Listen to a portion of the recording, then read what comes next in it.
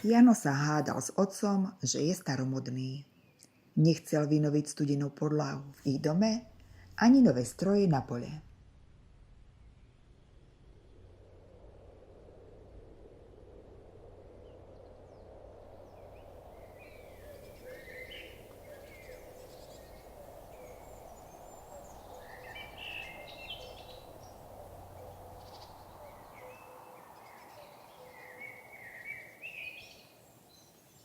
Jano stretol Máriu, keď párala pery na periny s ostatnými ženami z dediny.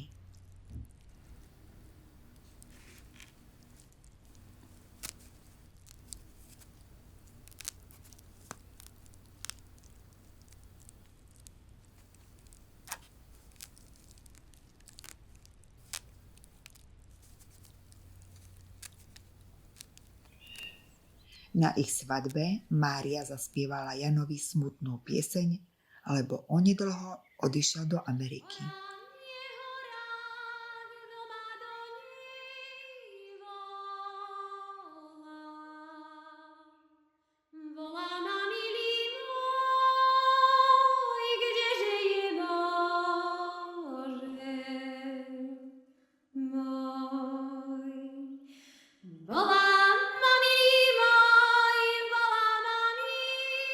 Kým Jano zarábal v Amerike, Mária trpela chudobou.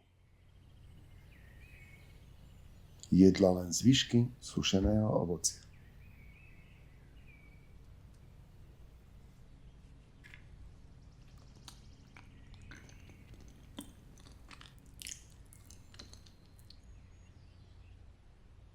Na jar stromy krásne voňali. Jano sa vrátil z Ameriky, no doma ho čakalo nešťastie.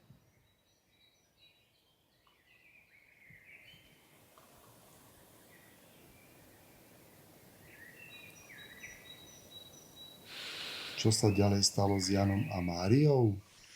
Príďte sa to dozvedieť do nášho múzea, kde si oddychnete ako pred 100 rokmi.